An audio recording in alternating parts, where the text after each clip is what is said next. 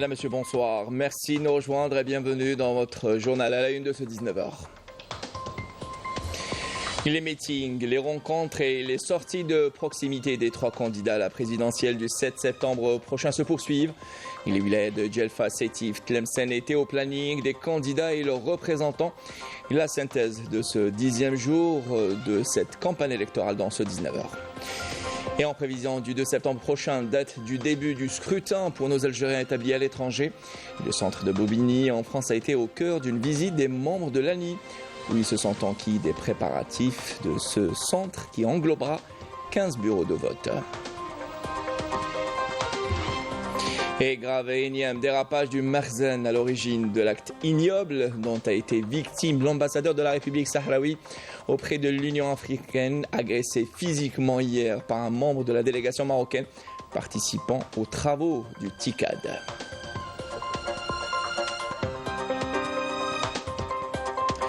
Et justement, grave et dérapage du Merzenne au moment où le mouvement progressiste marocain exprime une vive indignation, accusant la France de trahir les principes du droit international et de soutenir la colonisation face à l'alignement de Paris avec le régime du Merzenne. Et un moment d'évasion à la fin de cette édition, à la découverte de la célèbre plage La Guitare à Ain Tibouchent, où les côtes vierges et les eaux limpides s'en mêlent au grand bonheur des estivants, chanceux qui passent du bon temps dans cette magnifique plage. Voilà pour l'essentiel de l'actualité en titre. Merci pour votre attention. La campagne électorale pour l'élection présidentielle du 7 septembre prochain se poursuit. Les candidats et leurs représentants ont présenté leur programme à partir de plusieurs wilayas, appelant par la même occasion à une participation massive le jour du scrutin. La synthèse de ce 10e jour de cette campagne électorale avec Olivier Ossuy. Le candidat du mouvement de la Société pour la paix, Abdelali Hassani Cherif, a appelé les citoyens à se rendre massivement aux urnes le 7 septembre prochain pour exprimer leur voix, mettant en avant les grandes lignes de son programme électoral basé sur un ensemble d'objectifs politiques, économiques et sociaux, parmi lesquels la réalisation de projets susceptibles de faire avancer le pays. Abdelali Hassani Cherif a réitéré son engagement à promouvoir la solidarité sociale et à valoriser le rôle des jeunes et de la femme algérienne. Le candidat du mouvement de la Société pour la paix a profité de cette occasion pour mettre en valeur l'histoire culturelle et civilisationnelle de la wilaya de Tlemcen. Hassani Cherif a mis l'accent sur l'importance de moderniser les réseaux de transport aérien, terrestre et maritime pour faciliter les déplacements des citoyens, encourager les investissements agricoles et promouvoir le tourisme. Le candidat du Front des forces socialistes, Youssef Aouchiche, a appelé aujourd'hui les citoyens à se mobiliser pour participer aux élections présidentielles afin de choisir le président qui répond au mieux à leurs attentes. Lors d'un meeting animé à la Maison de la Culture Houari Boumdienne, Youssef Aouchiche a déclaré que le changement nécessite la mobilisation de tous pour choisir le candidat le plus apte à diriger le pays. Il a ajouté que la responsabilité repose sur tout le monde et que chaque Algérien doit s'engager dans le processus du changement pour construire une Algérie forte avec des institutions qui tirent leur légitimité de la souveraineté populaire. Le candidat du FFS s'est engagé en cas d'élection à la présidentielle à établir une base économique fondée sur la prévoyance et l'anticipation, ainsi qu'à encourager l'investissement et soutenir les projets des jeunes, en plus de revoir les budgets sectoriels donnant la priorité au secteur de l'éducation, de l'enseignement supérieur et de la santé en raison de leur importance pour l'avenir du pays. Le FLN, le RND, le Front El-Moustarbel et le mouvement El-Bina considèrent que Abdelmadjid Tebboune est porteur d'une vision stratégique claire pour la réalisation d'un développement global dans le sud du pays et affirment que le soutien à son programme lui permettra de poursuivre le développement du secteur agricole à travers la réalisation de plusieurs projets structurants d'investissement. Ils ont appelé à préserver les acquis réalisés par le candidat indépendant lors de son premier mandat et à œuvrer à la poursuite du processus d'édification de l'Algérie nouvelle en se mettant au service du pays, à transcender les divergences et s'éloigner. Le parti El Fajr El Jadid et le parti El Karama considèrent que le programme du candidat indépendant est le meilleur pour préserver la stabilité du pays et assurer son progrès. Un programme fondé sur la lutte contre la corruption accorde également une grande attention aux catégories les plus vulnérables. Les représentants de la société civile et des jeunes ont plaidé en faveur de la consolidation des acquis et la poursuite de l'essor que connaît le pays. Le 2 septembre 2024, nos Algériens établis à l'étranger sont appelés à voter pour élire leur président de la République. Tous les moyens humains et logistiques sont mobilisés pour assurer le bon déroulement de ce rendez-vous électoral. À Bobigny, en France par exemple, les membres de l'ANI, après avoir visité les différents centres de vote, se sont enquis de l'avancement des préparatifs en prévision du jour du scrutin dans ce centre qui regroupera 15 bureaux de vote. De Paris à FF Belouchette. Dernière ligne droite avant le 2 septembre, jour du début du scrutin pour les Algériens résidant à l'étranger. Après Paris, Nanterre et Créteil, c'est au consulat d'Algérie à Bobigny que la délégation d'inspection de l'ANI s'est rendue pour s'assurer des mesures et moyens mis en place pour garantir le bon déroulement du scrutin, mais pas seulement.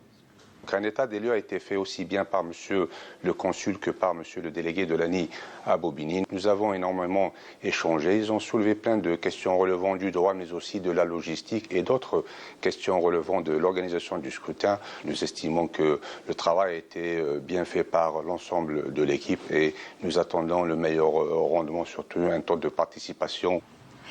Et contrairement aux autres consulats d'Algérie en Île-de-France, ici, un seul centre de vote regroupera l'ensemble des bureaux, et ce, pour une raison bien précise. Nous, à Bobigny, on a un seul département, alors on a opté pour ouvrir un seul centre où il y a 15 bureaux au niveau de la chancellerie.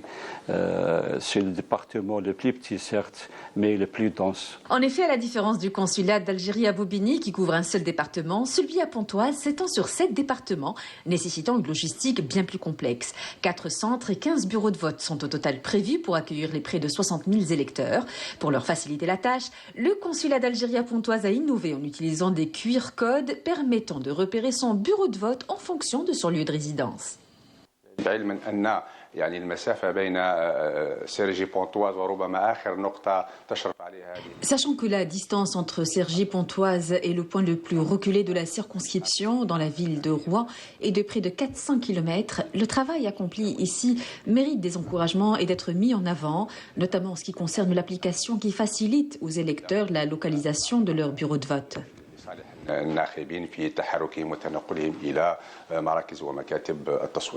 Monsieur Khalfani et le reste de la délégation ont également assisté à une simulation du jour du scrutin et échangé avec les bénévoles encadrant les bureaux de vote, équipés également d'imprimantes permettant, en cas d'oubli, d'imprimer un duplicata de la carte d'électeur sur place. Et l'on reste avec notre communauté nationale établie à l'étranger qui s'exprime quant à l'impact et l'importance de ce rendez-vous électoral. On les écoute. Les présidentielles sont décisives pour la place de l'Algérie à l'international. Déjà, l'Algérie est une république, c'est-à-dire un système politique dont le chef de l'État a une place importante. Cette place importante, c'est l'image du pays à l'échelle internationale. Algérien, on l'est pour toujours. Oui, tout à fait, je suis concerné. Au plus profond de mon âme. Des élections présidentielles en Algérie qui se dérouleraient dans des conditions où la liberté d'expression est assurée, les égalités des chances et des moyens sont concrétisées, ne feraient que confronter le rôle de leader de notre cher pays dans le monde arabo-musulman et asseoir sa notoriété mondiale. Pour moi, chaque jeune né en Algérie ou en France doit être fier d'être algérien, car ça représente énormément de choses. Tous les martyrs qu'on a eus, c'est plus que des écrits, c'est une histoire complète. Le vote est avant tout, c'est un devoir et un droit. Donc pour chaque citoyen. Et la jeunesse algérienne s'engage activement dans le processus électoral pour façonner un avenir à la hauteur de ses aspirations. Regardez ce compte rendu signé Ayed Ahou, commentaire Majda Jahmoul. Une jeunesse engagée Consciente des enjeux actuels et tournée vers l'avenir, ces jeunes suivent de près les évolutions politiques et dynamiques électorales, scrutant les divers programmes pour trouver ceux qui correspondent à leurs aspirations et à leurs convictions. La jeunesse d'aujourd'hui joue un rôle très important dans l'édification de l'Algérie. Cette jeunesse a ses propres propositions et ses opinions. Le peuple algérien a relevé ce défi et notre jeunesse participera en force à ces élections. L'Algérie aura un avenir radieux et tout sera bien organisé. Nous espérons que la voix de la jeunesse sera toujours entendue. Nous appelons les jeunes à venir assister à ces meetings en masse et à croire au changement et au développement. En témoigne l'intérêt accordé par la jeunesse à la campagne électorale des 3 candidats, la présence massive des jeunes aux rassemblements populaires et aux activités de proximité organisées. Les programmes sont ambitieux, avec beaucoup de points positifs pour une Algérie nouvelle et une ère de jeunesse. Nous avons découvert les programmes des 3 candidats, en plus des promesses faites au peuple, notamment les jeunes qui seront mieux considérés et pris en charge. Les jeunes sont présents en force lors de cette campagne électorale et en tant que jeunesse algérienne, nous avons bien décortiqué les programmes des candidats. Une Algérie nouvelle où la jeunesse fait entendre sa voix et ne se contente plus de rêver, mais devient plutôt l'architecte et l'artisane de son propre avenir. Et la presse nationale a souligné aujourd'hui que les candidats à la présidentielle du 7 septembre prochain ont intensifié à l'entame de la 2e semaine de la campagne électorale leur sortie pour convaincre les citoyens de l'importance d'aller aux urnes le 7 septembre 2024. Walid Yousfi. La presse nationale a souligné samedi que les candidats à la présidentielle ont intensifié à l'entame de la 2e semaine de la campagne électorale leur sortie pour convaincre les citoyens de l'importance d'aller aux urnes le 7 septembre prochain. Sous le titre « Un seul gagnant, l'Algérie », le quotidien Al Moudjahid a considéré que le pays est à l'heure d'un rendez-vous historique face à l'immense espoir que suscite cette élection présidentielle, estimant que le programme du futur président de la République devrait transformer en profondeur l'économie. Al Moudjahid a également consacré 2 articles au système national de santé en rapportant les différents engagements des 3 candidats quant à sa refonte, à travers une batterie d'actions allant notamment dans le sens de la modernisation et de l'efficience de celui-ci. Pour sa part, le jeune indépendant a évoqué les meetings des différents acteurs de la campagne qui misent sur la jeunesse dans leur course électorale, mettant en avant un article sous le titre « Les candidats courtisent les jeunes ».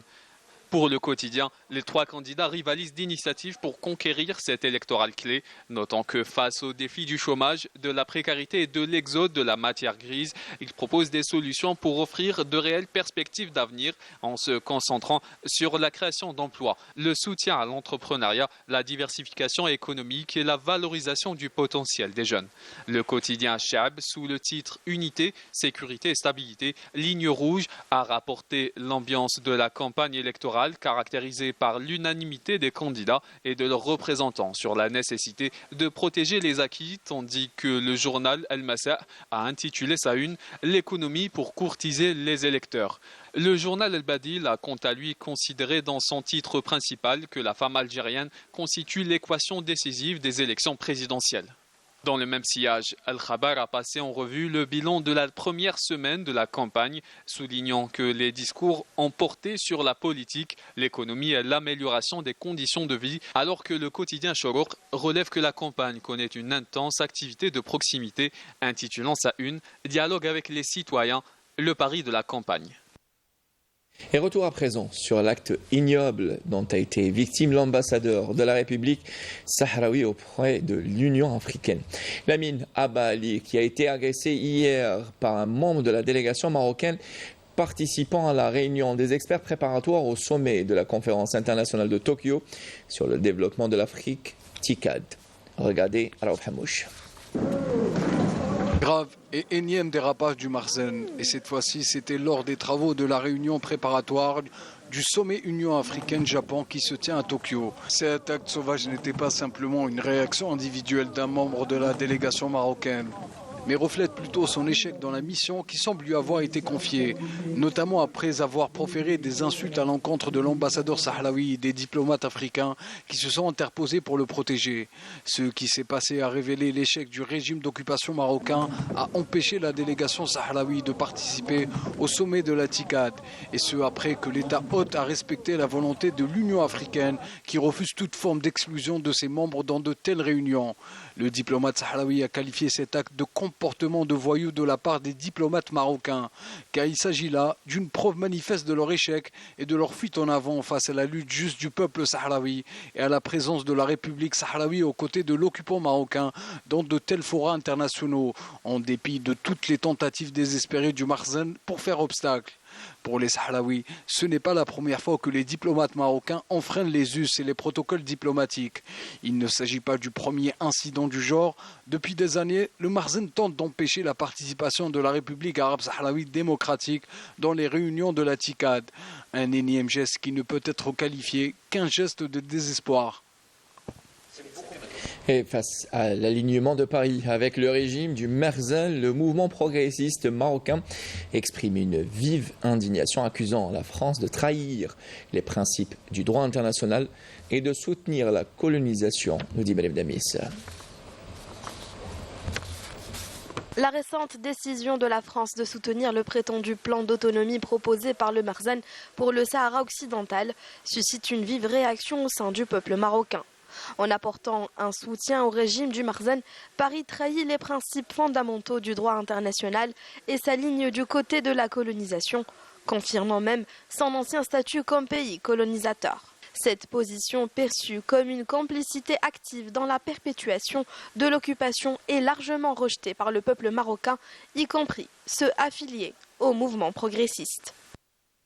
Cette position représente un parti pris injustifié en faveur des intérêts du régime monarchique marocain au détriment du droit du peuple sahraoui à l'autodétermination, ce qui constitue un recul flagrant des principes de justice et de légitimité internationale que la France se doit de défendre. Ce changement de position française n'est pas fortuit, mais résulte directement de transactions et d'accords non divulgués entre le régime monarchique marocain et le gouvernement français, utilisant des richesses et des ressources du peuple marocain pour acheter son soutien. Cela démontre que le régime est prêt à sacrifier les intérêts de son propre peuple pour garantir une couverture internationale à son occupation.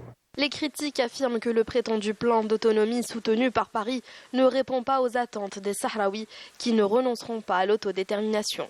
Le mouvement progressiste marocain qui défend des principes de justice et de liberté rejette fermement cette initiative, estimant qu'elle va à l'encontre des valeurs universelles des droits de l'homme et réitère son soutien au peuple sahraoui.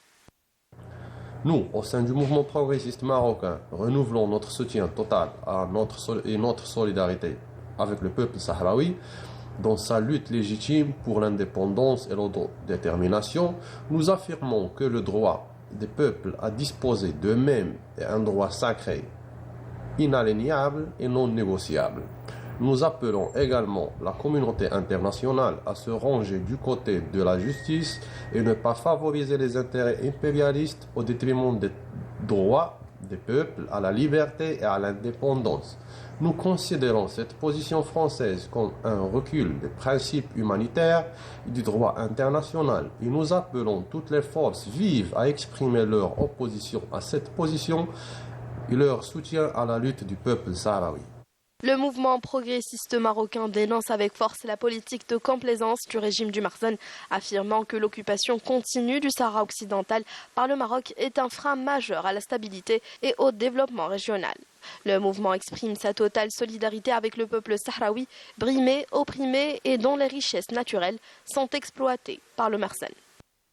Et dans le reste de l'actualité internationale, la bande de Gaza vit une véritable tragédie humanitaire sur fond de destruction, de famine et d'effondrement du système sanitaire, ce qui a augmenté le risque de propagation des épidémies, notamment de polio. comme alerté le commissaire général de l'Office de secours et de travaux des Nations Unies pour les réfugiés palestiniens. Les milliers de déplacés qui recherchent des lieux sûrs où se réfugier loin des bombardements incessants s'allongent sur le bord de mer dans des conditions humanitaires catastrophiques, nous dit Wissem Abou Zaïd dans cette correspondance. Récit Amel Barba. Les missiles sionistes continuent de pleuvoir sur l'enclave palestinienne, transformant la nuit en jour et forçant des milliers de familles à fuir à pied dans l'obscurité totale, cherchant désespérément un abri.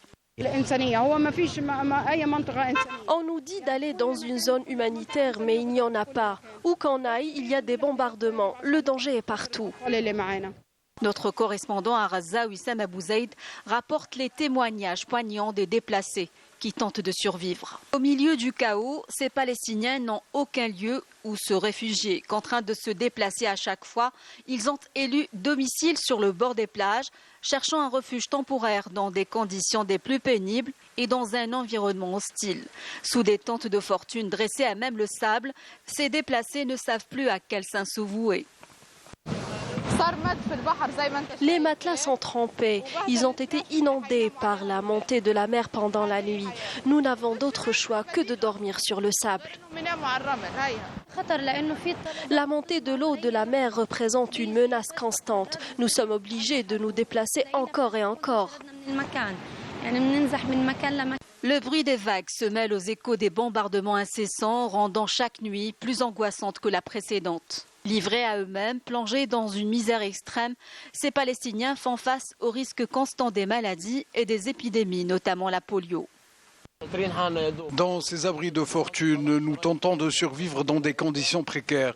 Il y a une absence totale d'hygiène et des conditions de survie les plus élémentaires. La situation de cette famille palestinienne illustre le calvaire de milliers d'autres familles, contraintes de se déplacer à chaque fois, mais qui, malgré ces épreuves insoutenables, tentent de survivre et de résister face à la sauvagerie de l'occupation sioniste.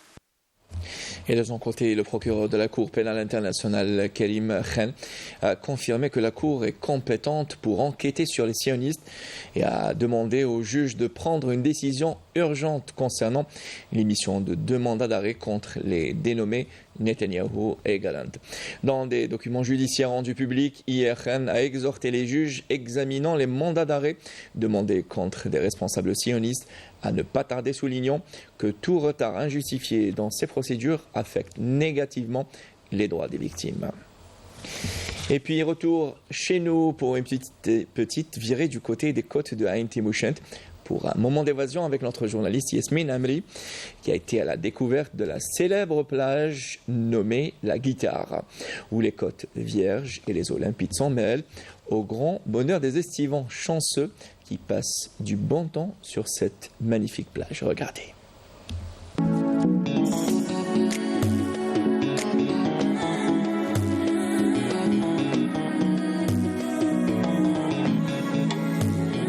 À quelques encablures de Ain Timouchent se cache un rempart naturel.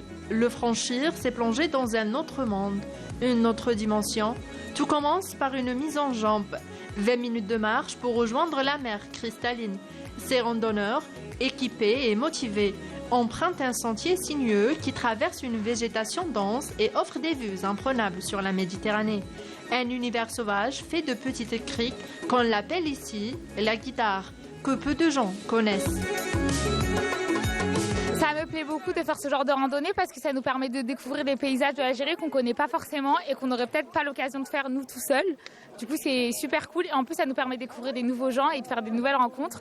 Très curieuse, aventurière parce que j'aime les voyages. Je voulais faire découvrir à tous mes amis que l'Algérie c'est très beau et que c'est touristique et qu'on a un très beau paysage. Je suis venue ici avec ma famille pour nager ici et j'aime trop le paysage. Baignade, exploration des criques et des tentes sur les roches sont au programme. Les visiteurs profitent pleinement de la beauté naturelle de la côte, des moments d'émerveillement et de découverte qui permettent de savourer la tranquillité et le charme de ce cadre idyllique. C'est la première fois que je viens ici en Algérie. Ça fait déjà plusieurs années que j'ai envie de découvrir ce pays et cette année, j'ai eu l'occasion de pouvoir venir avec ma copine. J'aime bien l'ambiance, les gens ils sont gentils, ils sont accueillants, on mange bien. C'est très beau, encore une fois, il y a plein de choses à voir. C'est un pays aussi voilà, où on peut très culturel, il y a une histoire à découvrir, donc c'est intéressant. J'aime bien nager ici, j'aime bien la profondeur et les paysages et aussi les sauts, j'aime bien. J'aime bien découvrir les différents paysages de l'Algérie, un très très beau pays que j'aime depuis temps. Sous la conduite experte des membres de cette association de randonneurs implantés à Oran, ces visiteurs découvrent les histoires secrètes de ces criques et ces paysages marqués par les spécificités naturelles de la région qui attirent les amoureux d'une nature isolée. Ceux qui participent avec nous sont généralement des familles, des jeunes, des grands, des petits. On n'a pas de limite d'âge. Notre but du groupe, c'est de valoriser et de promouvoir le tourisme algérien. Chaque saison, on choisit des lieux. Par exemple, l'été, c'est généralement on choisit les plages sauvages parce que les gens veulent se baigner. On fait découvrir ça aux étrangers, aux immigrés, parce qu'ils ne connaissent pas bien leur pays. Une découverte qui met en valeur les richesses naturelles et culturelles du pays, tout en offrant des souvenirs inoubliables et en contribuant activement à la valorisation du patrimoine national.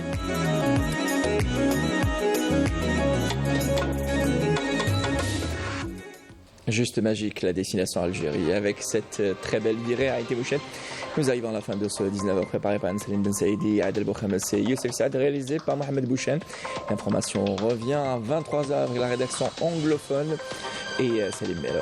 J'aurai le plaisir de vous retrouver très vite sur Canal Algérie. Bonsoir.